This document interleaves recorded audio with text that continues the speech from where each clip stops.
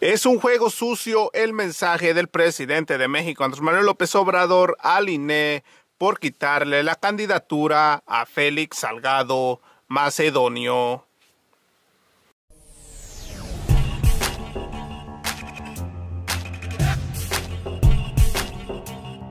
¡Viva México! ¡Viva México! ¡Viva México! Así es, mis estimados amigos, hoy estamos a 26 de marzo del año 2021 y aquí estamos con otra nota más para su canal Chido el Coto Político.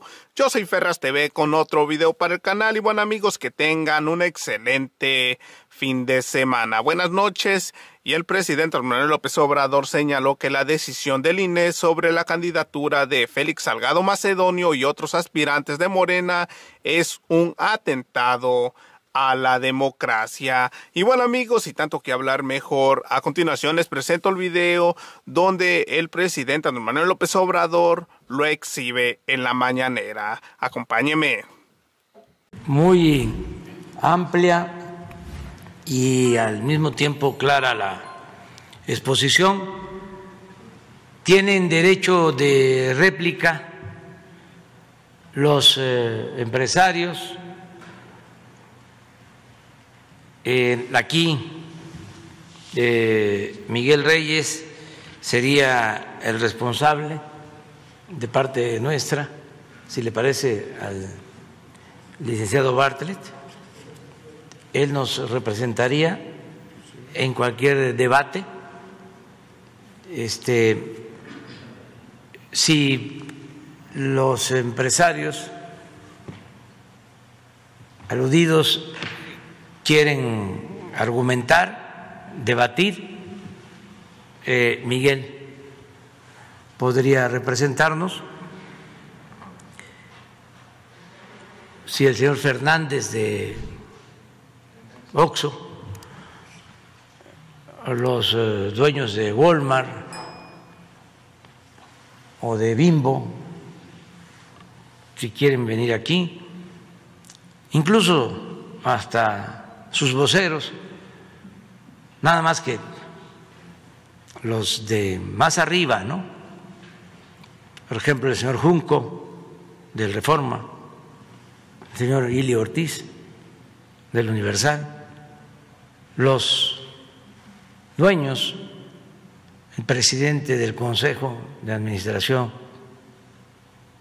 de Iberdrola o su vocero, el presidente del Consejo de Administración del periódico El País. Vamos al debate, porque es un asunto de interés público, aquí o en cualquier parte. Nada más decir que nosotros fuimos electos para representar al pueblo y cuidar los bienes de los mexicanos, cuidar el presupuesto, que es dinero del pueblo, y no podríamos de ninguna manera, repito, actuar como encubridores o cómplices. Es muy claro que cuando se sabe, se conoce de un presunto delito, un buen ciudadano está obligado a denunciarlo. Es lo que estamos haciendo. Entonces vamos. Sobre el tema, es seguro que es sobre el tema, porque es un buen tema. Gracias, presidente. Lisbeth Álvarez, de ZMG Noticias y Seguro Política. Sobre el tema, hay colonias que son de nueva creación, por ejemplo, en la alcaldía de Tlalpan. Entonces, como son de nueva creación, les pagan a particulares tanto el poste como la bajada de luz, entre los 5,000 y los 10,000 pesos. También los particulares deciden cuánto pagan al mes. En este caso, por ejemplo, hasta 200 pesos, ¿no? Les ponen una tarifa y ya que cuando la colonia se está poblando más, es cuando dicen que va a entrar la CFE. ¿Qué hacer en este caso? ¿A dónde pueden acudir las personas para que de una vez la CFE entre y no se les esté pagando a estos particulares? Sí, a ver Miguel, ¿tú puedes contestar eso? Entiendo que es una nueva colonia, hay un periodo, vamos a decir, de transición en donde llega la energía eléctrica a todos mediante un solo recibo, vamos a decir. Exactamente. Sí, y un comité se hace cargo de cobrar. Exactamente. A una cuota, ¿no? Sí, a los consumidores. Sí, y hasta les dicen al mes cuánto pagan. Sí, y cuánto les corresponde. Exactamente. Sí. Mejor. Gracias, señor. Sí, efectivamente es un proceso de una nueva colonia que obviamente no tiene red eléctrica y que empieza la integración de la misma. Entonces forman un comité pro electrificación. Este comité empieza a hacer gestiones con la CFE en todo el país. Hay representación, le llamamos divisiones de distribución. En este caso es la división de distribución Valle de México Sur, en donde hay un acercamiento para iniciar el proceso de la electrificación de esa zona. Sin embargo, suele suceder que en muchas ocasiones, cuando se da esta transición, hay personas que abusan o aprovechan esta condición cobrándole la energía eléctrica. Eso hay que denunciarlo.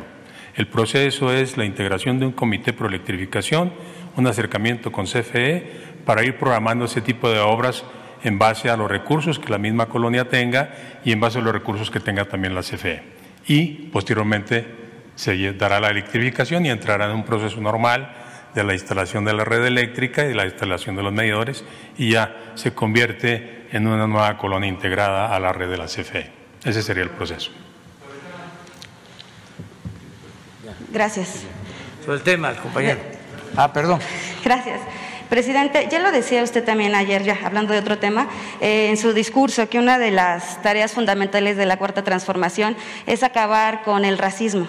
En ese sentido, me gustaría saber su opinión sobre que un afromexicano pudiera ser el encargado del despacho de la alcaldía en Coyoacán, de Juan Silva, el afromexicano, y bueno, recalcar que él salió de la Universidad Autónoma de la Ciudad de México. Pues tiene todo su derecho. Todos. Ayer hablamos de que no debe de haber clasismo, discriminación y racismo, porque son temas, asuntos soslayados. Se tienen actitudes racistas desde la invasión colonial, porque siempre el que invade para saquear, para cometer abusos, incluso para exterminar a la población nativa, tiene que tener una justificación. Entonces siempre la justificación es que vienen a civilizar.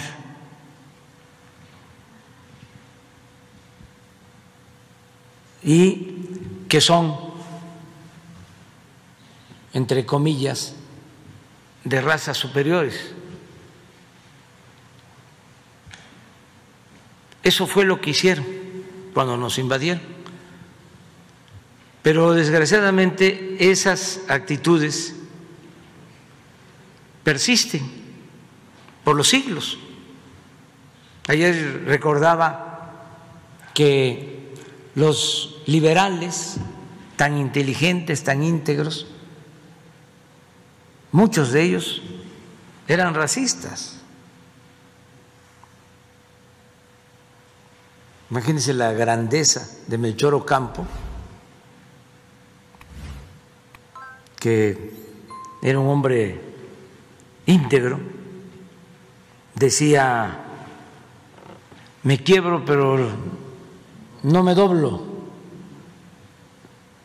Y hay quienes dicen que es al revés. Me doblo, pero no me quiebro. No, es me quiebro, pero no me doblo. Bueno, le llega a decir al presidente Juárez, cuando el presidente Juárez, que estaba en el exilio, le ofrece un puro y le dice: indio que fuma puro, ladrón seguro. Ocampo a Juárez. La respuesta del presidente Juárez fue: indio sí, ladrón no. Pero estamos hablando de grandes personalidades con esa concepción racista. Y ayer puse 2 ejemplos de un articulista que en el periódico La Jornada utiliza ese refrán racista de que no tiene la culpa el indio, sino el que lo hace compadre. Y también hice otra mención al actual director del INE, que tuvo una conversación con un grupo de dirigentes indígenas y se burló de ellos por la forma en que hablaban. Pero eso se mantiene, el clasismo y el racismo, nada más que se oculta de manera hipócrita. Como no está de moda eso, hay otras cosas, ¿no?, que han creado para desviar la atención durante el periodo neoliberal. Las nuevas políticas públicas, las nuevas causas para luchar, cuando prevalece, repito, el clasismo y el racismo. Yo recuerdo, una vez lo platiqué, pero no está de más volverlo a decir. Era yo jefe de gobierno y Miguel Alemán, gobernador en Veracruz, y decidió que iban a entregarle a la Ciudad de México una réplica de una cabeza olmeca para ponerla en la entrada de Santa Fe. Y ahí hay mucho tráfico en un cruce. Entonces, porque también en aquel tiempo, ¿no?, había oposición a nosotros, como ahora, di la instrucción de que se hiciera el acto rápido, porque estábamos en el cruce, ahí pasábamos carros, y que no se detuviera el tráfico, que no se bloqueara la avenida. Y bueno, empieza la ceremonia donde se colocó la cabeza y tardaban los discursos. El caso es que ya íbamos librando cuando pasa una señora, pero pasó y de lejos me vio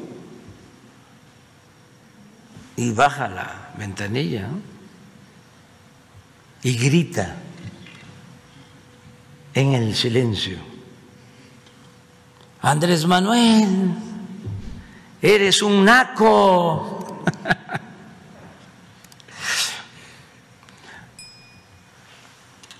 Eso existe. Entonces, todos tenemos que luchar por la igualdad, y hacer a un lado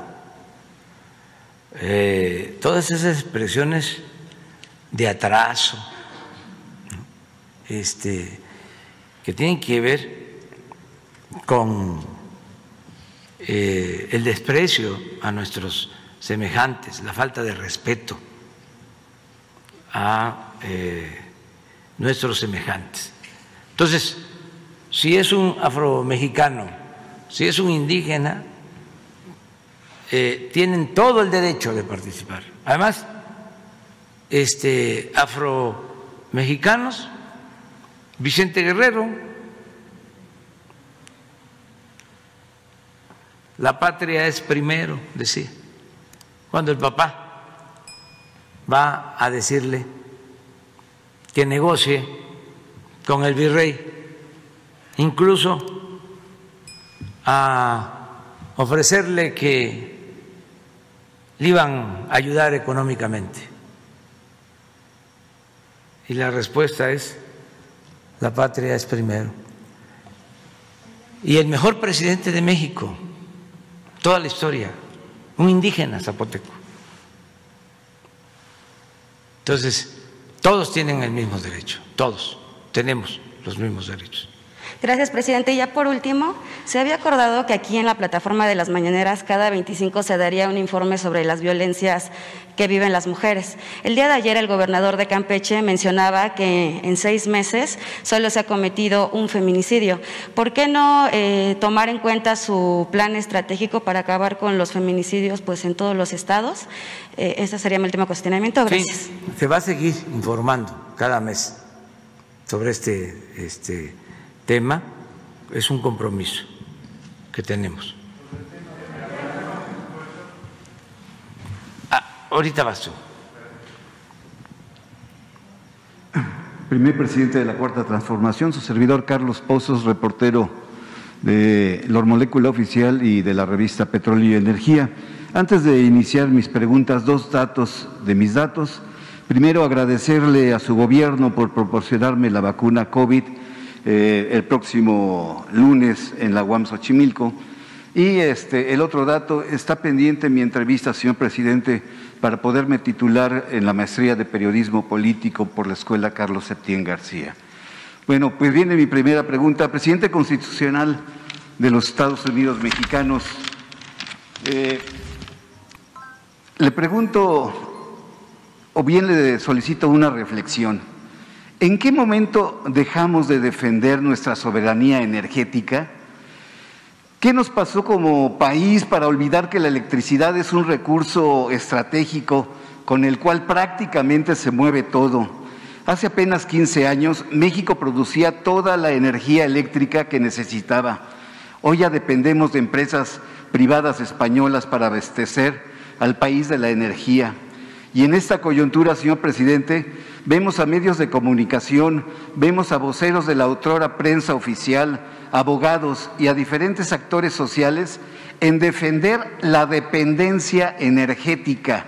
Vemos la defensa de los intereses privados y no del interés público, presidente.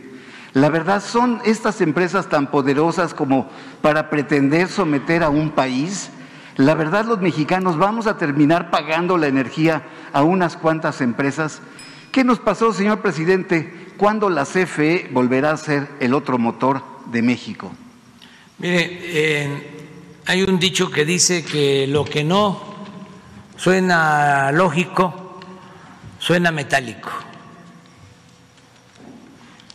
Y esto es lo que aplica para el caso de la industria eléctrica. Se decidió entregar el mercado de la industria eléctrica a particulares desde el tiempo de Salinas para hacer negocios a costillas del erario. Así de sencillo. Y fueron preparando el terreno, como lo hicieron en otras privatizaciones. Yo recuerdo que en ese entonces hablaban de que nos íbamos a quedar sin luz si no se entregaba el mercado para la inversión particular y sobre todo para la inversión extranjera. Y ya hemos visto cómo incluso los proyectos de privatización fueron financiados por la Banca de Desarrollo Nacional. No llegó inversión extranjera. Es lo mismo que dijeron para engañar, de que con la reforma energética iba a llegar mucha inversión extranjera, que íbamos a aumentar la producción petrolera hasta 3 millones de barriles diarios. Se entregaron los contratos, no llegó inversión extranjera y desde luego no hay los 3 millones de barriles diarios. ¿Saben cuánto están extrayendo los que recibieron los contratos? 20,000 barriles diarios. Entonces engañaron porque lo que querían era el negocio.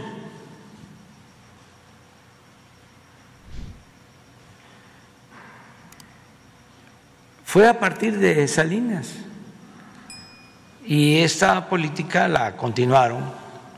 Por eso también fue un fiasco lo de la llamada alternancia en el 2000, porque llega un nuevo partido, pero continúa la misma política económica, antipopular, entreguista, corrupta, porque ese es el distintivo. Privatización es corrupción. A lo mejor en otros países no ha sido así, pero en México la experiencia es de que todas las privatizaciones tuvieron que ver con actos de corrupción, con influyentismo, en petróleo, en la industria eléctrica, bueno, hasta en los reclusorios. Esto que hicieron, entregar concesiones para 8 reclusorios con contratos leoninos. Hay que pagar 3,600 pesos diarios por recluso, 3,600 pesos diarios por recluso.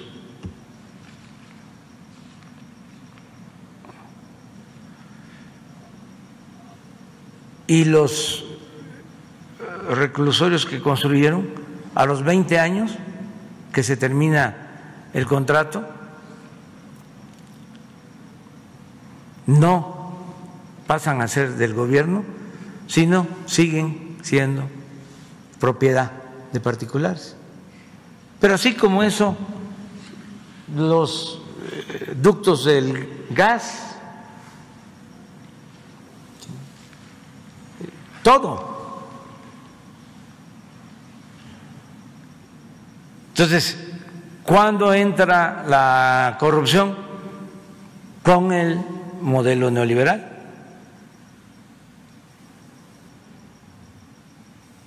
Que pues es neoporfirismo, es lo que ya se padeció en un tiempo y que desembocó desgraciadamente o nos llevó a la revolución. Ahora se está acabando con la política neoliberal y afortunadamente se está logrando la transformación de manera pacífica. muy profunda esta transformación. Por eso los trae alterados. Y no nos vamos a cansar de ofrecer disculpas, ¿no? O sea, si estas acciones les causan molestia, pero deben de entender que ya se acabó. Estaban destruyendo por completo al país. No lo lograron porque no les dio tiempo. Me decía un adversario en una plática, ¿y cómo le va a hacer para sacar adelante a México? Y le respondí, pues con lo que nos dejaron, porque después de la revolución pues se tenía el petróleo, la electricidad, las minas, los ferrocarriles, los bancos. Desmantelaron todo, se llevaron todo, pero algo dejaron. Un ejemplo clarísimo sobre lo que estoy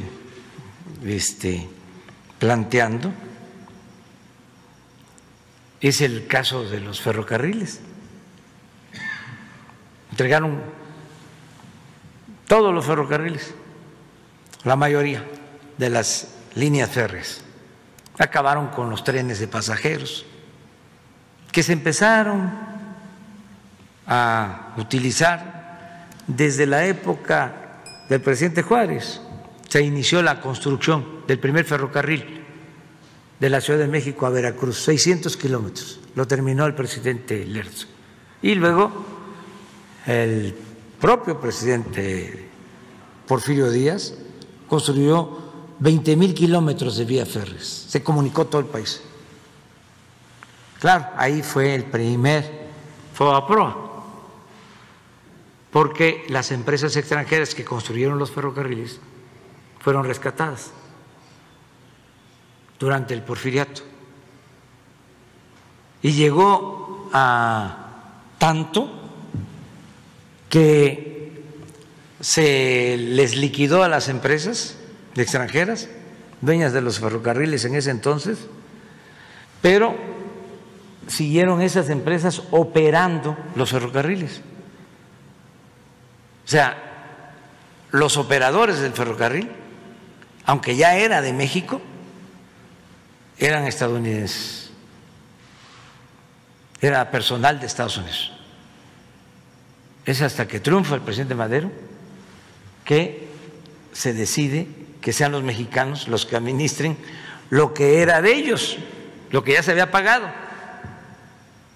Bueno, en esta nueva etapa de entreguismo, por eso hablo de que neoliberalismo es neoporfirismo, en esta nueva etapa,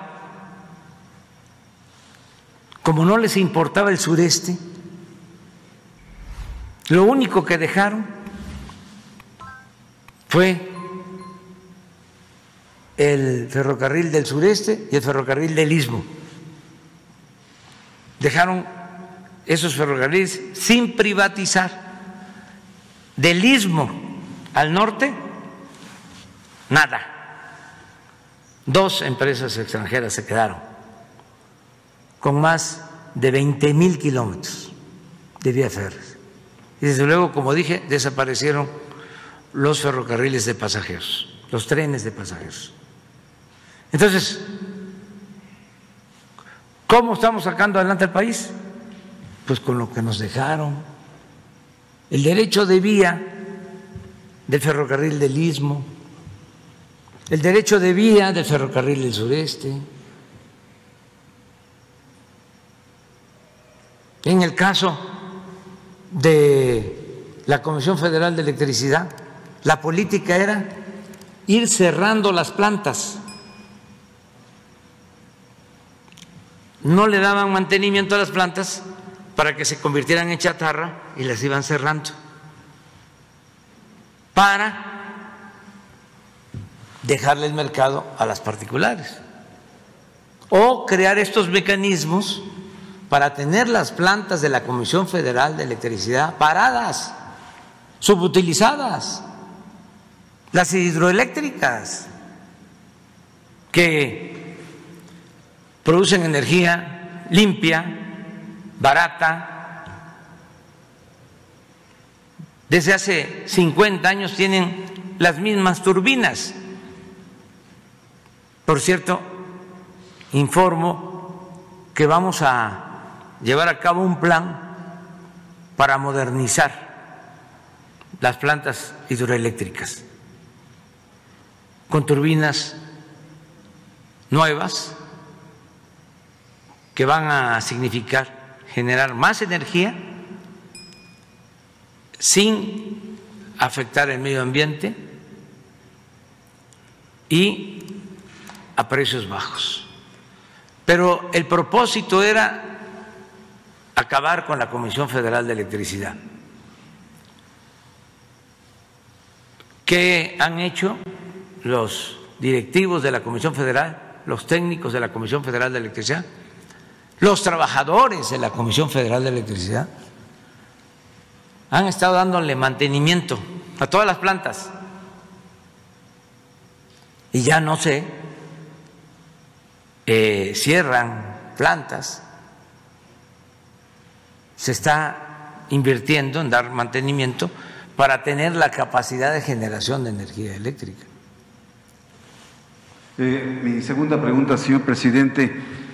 Ante las recientes actuaciones de los jueces, como la de Juan Pablo Gómez Fierro y otros más en el país, quien por cierto tiene un salario de los mejores del mundo, pues supera los 600,000 pesos mensuales, junto con los 11 ministros del máximo tribunal, cuando la línea de la pobreza en nuestro país supera los 70.9 millones de personas que se encuentran bajo la línea de pobreza y 10.7 millones sobreviven en la miseria, difícilmente se pueden justificar ingresos de casi 6 millones de pesos anuales para el ministro presidente de la Suprema Corte de Justicia y los 11 ministros que gozan de inigualables sueldos y dietas mensuales.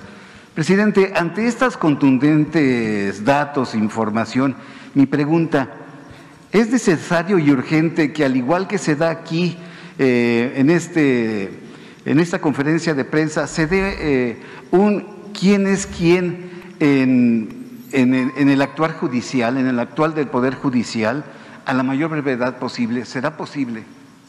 Pues solamente en lo que tiene que ver con los sueldos, eso sí.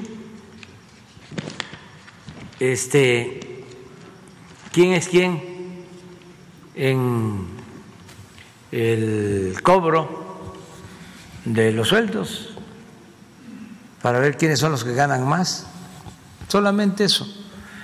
Lo otro es un poder independiente que yo espero que se vaya limpiando de corrupción. Eso es lo que yo espero, porque son estructuras y también actitudes que tienen que ver con el antiguo régimen.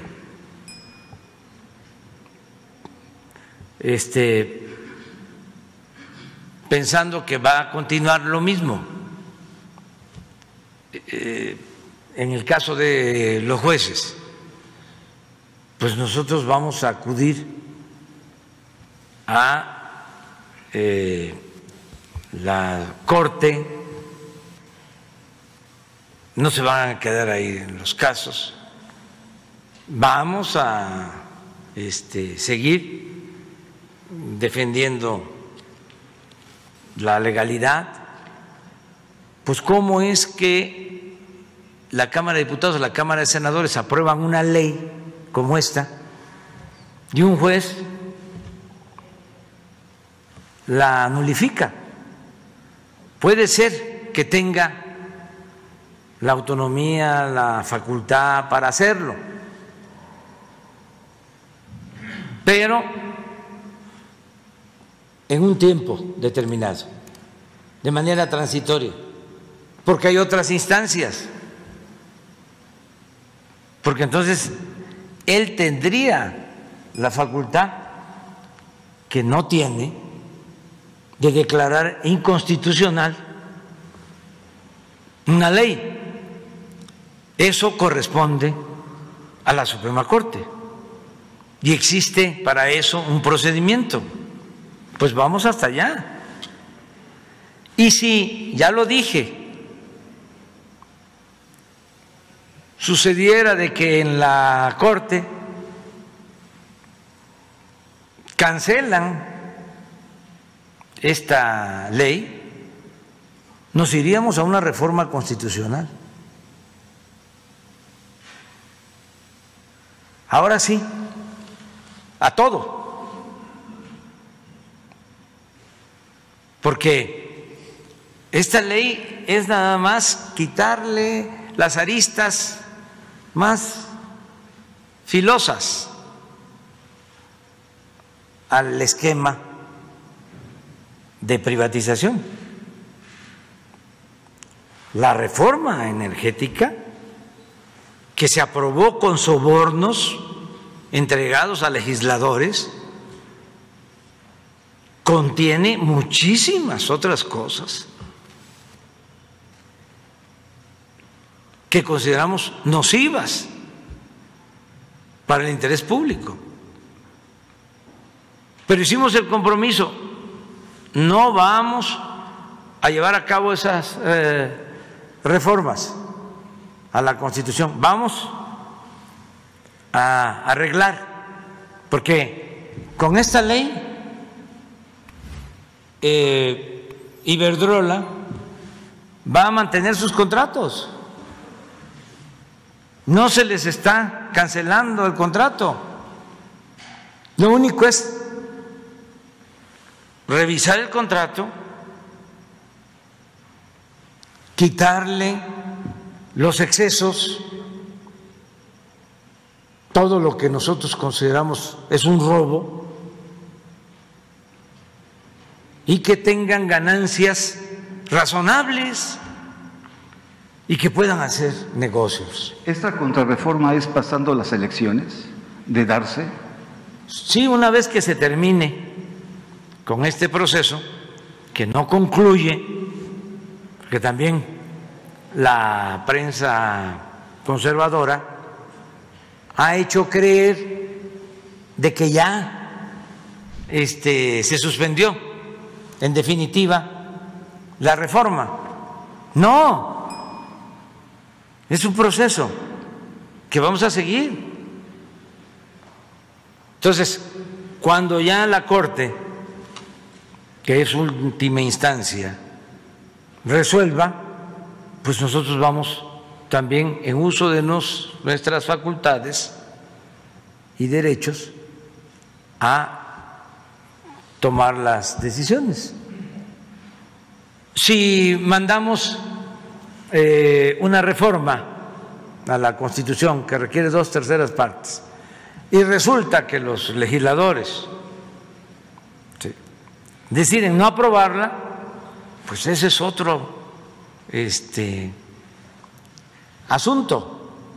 Ya no depende de nosotros, pero por principios, por convicción, por honestidad, estamos obligados a resolver este caso.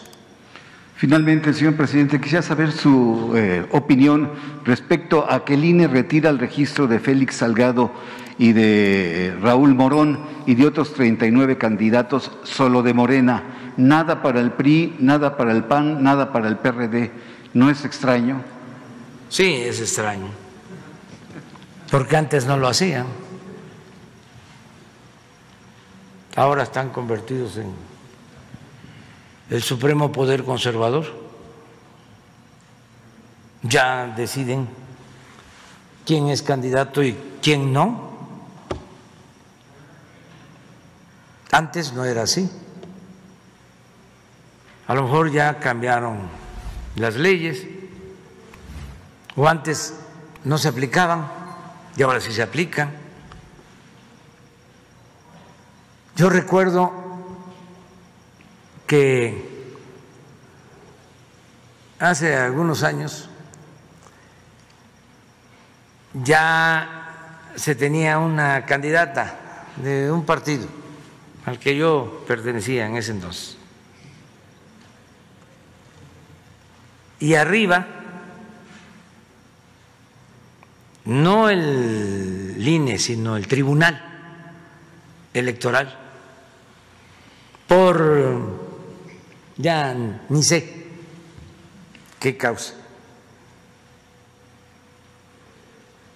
porque les sacó la lengua o porque les caía mal o porque no informó adecuadamente.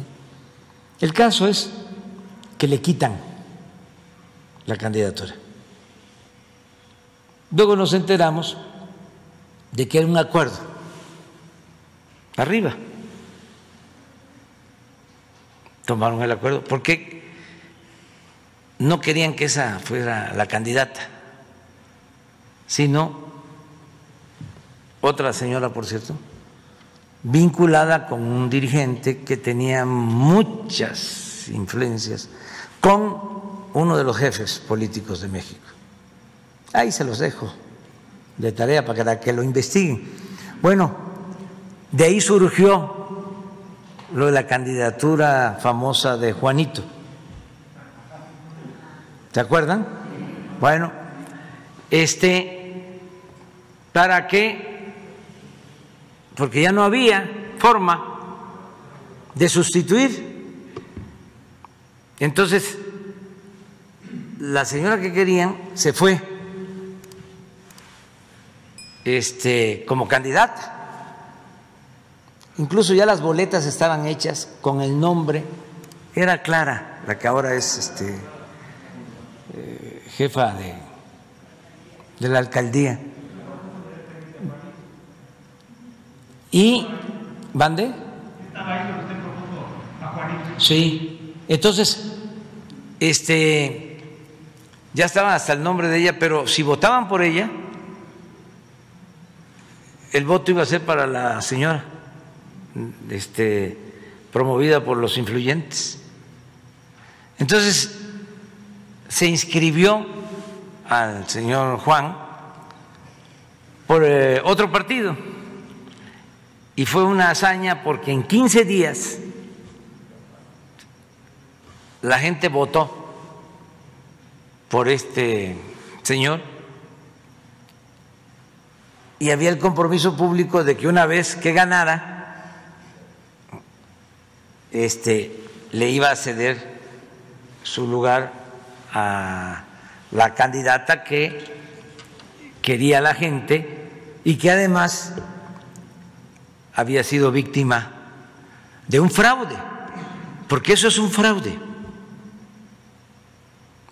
lo que hicieron en ese entonces el tribunal y arriba. El problema estuvo después de que al ganar el señor Juan, pues ya no quería cumplir con el acuerdo, pero es parecido. No nos gustas tú, y entonces, a ver, busco un pretexto, ¿no? Cualquiera, una excusa, y te elimino. Yo eso nunca lo voy a ver bien, y espero que comprendan que no es una intromisión en una decisión del INE es que yo fui víctima de esas maniobras. ¿Por qué me desaforaron cuando fui jefe de gobierno? Porque no querían que yo apareciera en la boleta como candidato a la presidencia en el 2006. Entonces, ¿cómo voy yo a quedarme callado? Nada más porque soy presidente. Eso, para mí, es un atentado a la democracia. Así de claro. Eso. Juego sucio.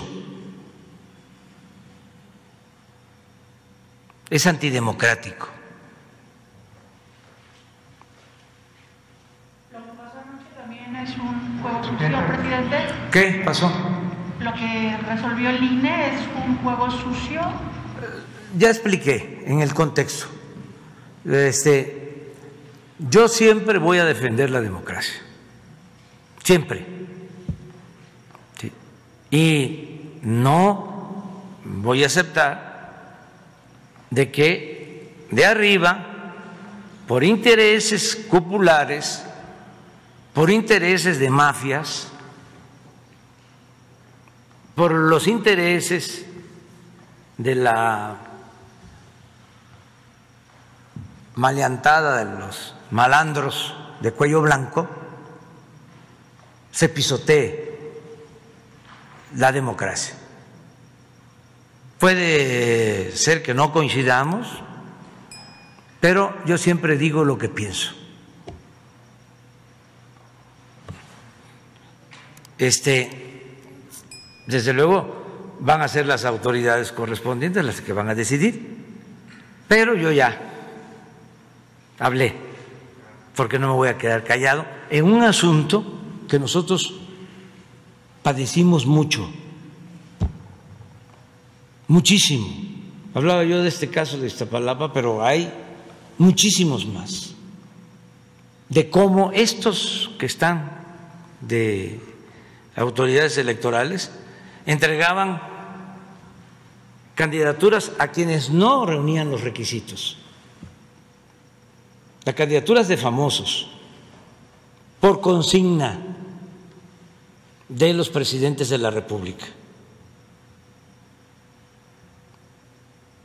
En la pasada elección le dieron un registro de candidato a quien no reunió los requisitos, pero como se los ordenaron a los mismos que están ahora, le dieron el registro. Y lo mismo en el caso de los nuevos partidos. Entonces, no es un asunto menor. ¿Por qué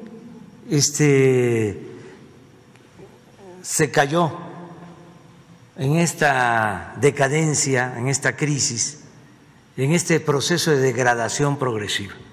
Entre otras cosas, por la falta de democracia,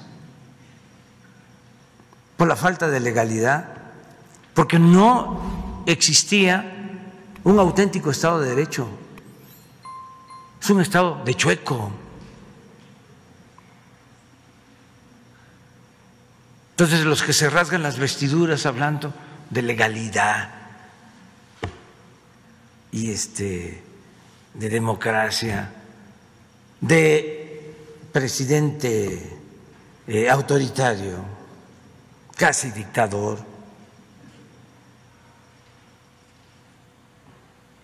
presidente que censura, que no respeta la libertad de expresión, de manifestación de las ideas, son exactamente lo opuesto. Esa es otra característica del conservadurismo. Son muy hipócritas. La doctrina verdadera del conservador es la hipocresía. Les encanta tirar la piedra y esconder la mano. Y callan como momias cuando les conviene y gritan como pregoneros cuando supuestamente se ven afectados en sus intereses, en sus derechos. Muy buenos días, señor presidente. Muchas gracias. Julio Mar Gómez, de la Agencia de Medios Digitales del Pacífico de Baja California Sur. Hoy le expongo una denuncia ciudadana con aires de corrupción. Tal parece que la presión que hay en las playas en México increíblemente alcanzan un pico máximo en las zonas turísticas como Los Cabos, donde increíblemente se emiten claves catastrales sobre lechos de arroyos, como lo es San José del Cabo, donde fue escriturado el arroyo Playa Costa Azul, para quien construyó un muro en el lugar donde hay un plantón permanente de ciudadanos que lo han calificado como el muro de la vergüenza, el muro de la 4T, el muro de la corrupción, entre otros calificativos. Esto debido a que el presidente resulta increíble que la Conagua le colocó sellos de clausura a ese muro, pero es tanto el poder de esta empresa que lo pasaron por alto y terminaron sin alguna otra sanción administrativa. Es decir, las autoridades federales voltearon la mirada como en las pasadas administraciones neoliberales. Ahora bien, presidente, me dieron a conocer, mis queridos paisanos, que es el mismo modus operandi entre autoridades federales, estatales y municipales, con particulares extranjeros y nacionales. Y ocurre en el arroyo El Tule, en la ciudad de Cabo San Lucas, que fue enajenado a particulares de poderosa familia hotelera del Sánchez Navarro, y Conagua, quien también avaló que se emitieran claves catastrales para ser negociables, y así evitar el acceso a los ciudadanos a playas donde cada vez son más cerradas, ¿no?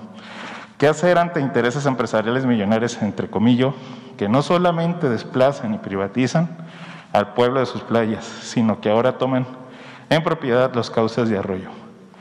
¿Por qué es tan complicado para el gobierno federal poner orden sobre estos espacios en Los Cabos y en las zonas turísticas de todo México, en donde se replican los mismos casos como en Cancún? Aquí le hago entrega, señor presidente, de la evidencia que cómo está quedando y cómo quedó y cómo sigue Conagua permitiendo esto, por eso se le llama el muro así. Tengo más información también, igual que la última vez, con los contratos que nunca pude tener la reunión o el acercamiento con Comisión Federal sobre unos contratos leoninos ahí, que también dimos a conocer. Y por otra parte, tomando el tema de la Comisión Federal, así como hay el robo de cuello blanco, que estaba marcado con gráficas y todo el robo de energía, y el huachicol y lo poco que nos han dejado y que está trabajando con lo poco, y que aún así que se está trabajando con lo poco que dejaron, siguen robando, siguen haciendo estos contratos, siguen haciendo sus mañosos modos operandi de los actos anteriores de corrupción. ¿Cuántas personas, y eso tiene cuantificado, sobre todo en tiempos electorales, tienen terrenos en zonas de riesgo y alto riesgo y tienen colgados diablitos, causan incendios y demás? ¿Cuánto es lo que se le roba a la Comisión Federal por estas razones de los diablitos, por zonas, por el país? ¿Cuánto es lo que pierde, igual que el huachicol, que lo tenía cuantificado? Son 3 preguntas ya, presidente. Gracias. Sí, bueno, tu petición acerca de la invasión de las playas públicas, lo vemos. Nada más comentarte, en este caso y en todos, ya no hay influyentismo. No es que la familia X, Y, Y o Z, ¿sí? Sean los que dominan. No, ya eso ya se terminó. No hay influyentismo en el gobierno, no se admite. Lo que hay, y se tiene que ir resolviendo, y se ha ido avanzando, pero falta, es tener más agilidad para intervenir, porque también crearon una normatividad que es una telaraña y todo es tardado, procedimientos tardadísimos. Por eso no nos equivocamos cuando dijimos que nos habían dejado un elefante echado, reumático y mañoso. que había que poner de pie el elefante y entre todos empujarlo para que caminara. Porque así estaba el gobierno. Además, el gobierno no existía para atender las demandas, necesidades del pueblo. El gobierno era un facilitador para el saqueo. Eso era el gobierno. Entonces, por eso, si un ciudadano, un pequeño empresario, un comerciante quería hacer un trámite o quiere todavía hacer un trámite, no se tiene que preparar porque va a tardar muchísimo. Eso es lo que estamos ahora enfrentando, ese burocratismo. Además, como lo nuevo no acaba de nacer y lo viejo no acaba de morir, como es un proceso de tránsito, todavía hay mucha gente en el gobierno que tiene la mentalidad de la época del periodo neoliberal. Entonces vamos limpiando, se va avanzando, pero no hay influyentismo. Eso es lo importante. Es cosa nada más de aplicarle a ese burocratismo una buena dosis de terquedad, para decirlo más elegante, para hablar físico, como usted decía antes, una buena dosis de perseverancia.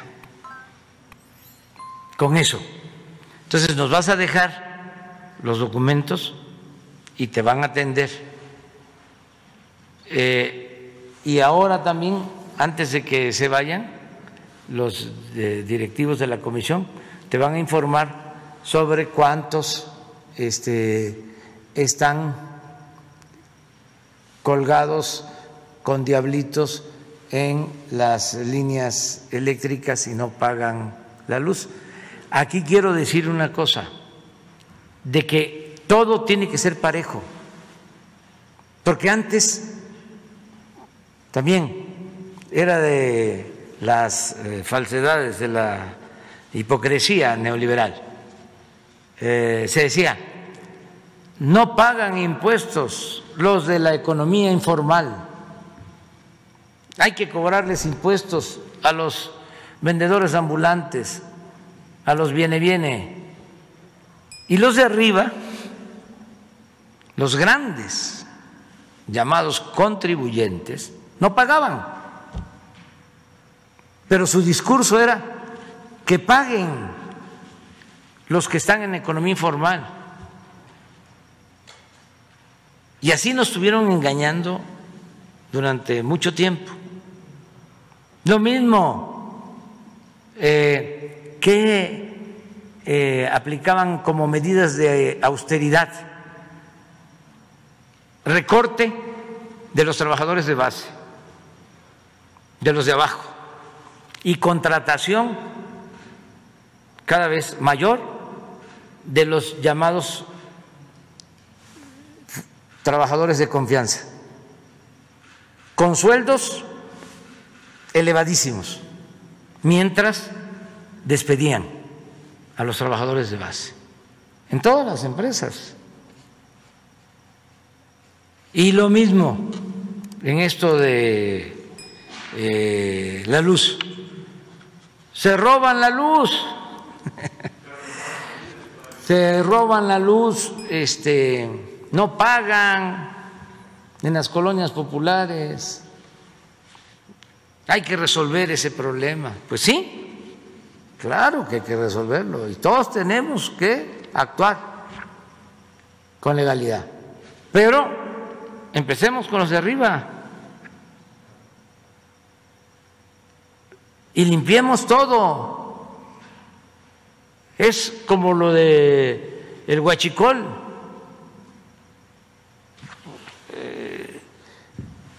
¿Cuál era la justificación para robar gasolina? para picar un tubo y poner una toma clandestina, pues aprovecha, incluso lo hacían convocando a comunidades enteras. Por eso la desgracia de Hidalgo. Habrían hasta zanjas. Claro que el que encabezaba esto llenaba pipas, pero también a la gente de la alberca de gasolina le correspondía una cubeta, 2 cubetas, un bidón de 20 litros. ¿Y qué decían?